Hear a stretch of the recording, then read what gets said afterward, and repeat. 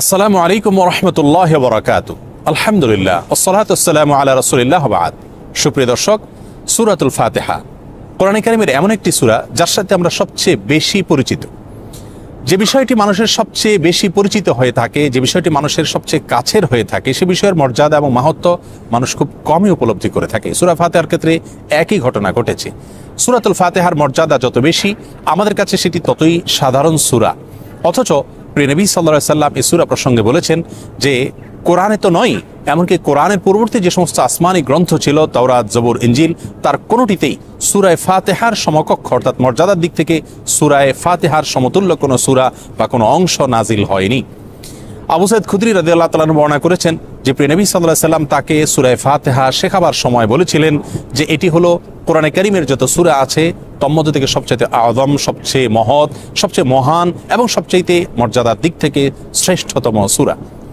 এ সূরার মর্যাদার দ্বিতীয় দিক হলো আল্লাহ রাব্বুল আলামিনের কাছে এটি এত গুরুত্বপূর্ণ যে ইসলামের দ্বিতীয় স্তম্ভ এবং আমলের মধ্যে সবচেয়ে শ্রেষ্ঠ এবং গুরুত্বপূর্ণ আমল ৫ ওয়াক্ত সালাত এবং অন্য সকল সালাতের মধ্যে এই সূরার পড়াটাকে আল্লাহ তাআলা আবশ্যক করে দিয়েছেন। প্রত্যেক রাকাতেই এই সূরাটি আবশ্যিকভাবে পড়তে হয়।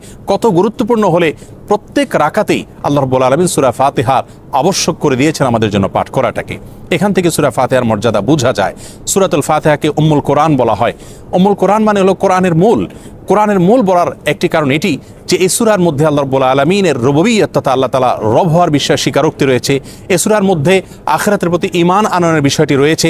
এই সূরার মধ্যে ইয়াকা না'বুদু ওয়া ইয়াকা নাস্তাঈন এই আয়াত পাঠ করার মাধ্যমে আল্লাহ তাআলার একত্ববাদের স্বীকৃতি দেওয়া হচ্ছে, ইবাদতকে খালেস করা হচ্ছে শিরক এবং এ জাতীয় বিষয়াবলী থেকে। এবং এই সূরার মধ্যে একচ্ছত্রভাবে আল্লাহ তাআলার কাছে আত্মসমর্পণের বিষয়টি রয়েছে, আল্লাহর কাছে সমস্ত প্রার্থনাগুলোকে পেশ করা, নিবেদন করার বিষয়টি রয়েছে। তো কোরআনের মৌলিক সমস্ত বিষয়গুলো এই সূরায় থাকার কারণে এটিকে কোরআনের মূল তথা উম্মুল কোরআনও বলা হয়।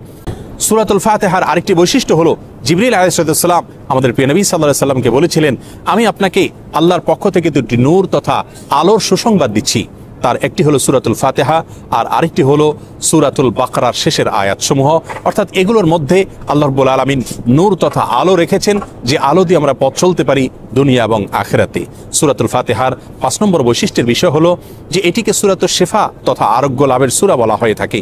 যে কোনো রোগ, যে কোনো বালাই, যে কোনো অসুখ বিসুখ থেকে মুক্তি লাভের জন্য এই সূরা পাঠ করে যদি আমরা পানিতে, তেলে বা কোনো খাবার পানীয়তে আমরা পড়ে ফু দেই, অথবা শরীরের যে অংশে অসুস্থতা আমরা ফিল করছি সে অংশে যদি আমরা ফু দেই বা ফু দিয়ে সেটা মুছে দেই, তাহলে ইনশাআল্লাহ বিইذনিল্লাহ তার মাধ্যমে আমরা আরোগ্য লাভ করতে পারবো।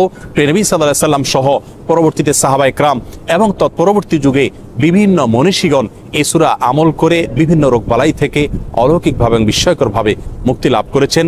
সাধারণ চিকিৎসার যে মাধ্যমগুলো আছে সেগুলো গ্রহণ করার পাশাপাশি এই সূরাকে আমরা আরোগ্য লাভের মাধ্যম হিসাবে, রুকিয়া হিসাবে আমরা আমল করতে পারি। আল্লাহ রাব্বুল আলামিন সূরা ফাতিহার যে মর্যাদা এবং মাহাত্ম্যর কথা আমরা জানলাম সেটিকে আমাদের অন্তরে সর্বদা উপলব্ধি করার তৌফিক দান করুন। সূরাতুল ফাতিহা শুধু সালাতে নয়, সালাতের বাইরেও আমরা পাঠ করব বেশি বেশি করে। ইনশাআল্লাহ বিইذনিল্লাহ তার মাধ্যমে আমরা আল্লাহর প্রিয় পাত্র হতে পারবো এবং কোরআনে কারীমের এই গুরুত্বপূর্ণ সূরার যে মর্ম, এর যে অর্থ, এর যে বিশ্লেষণ এবং ব্যাখ্যা সেটাও আমরা উপলব্ধি করবার চেষ্টা করব। আল্লাহ তাআলা আমাদের সকলকে তৌফিক দান করুন। আসসালামু আলাইকুম ওয়া রাহমাতুল্লাহি ওয়া বারাকাতুহু।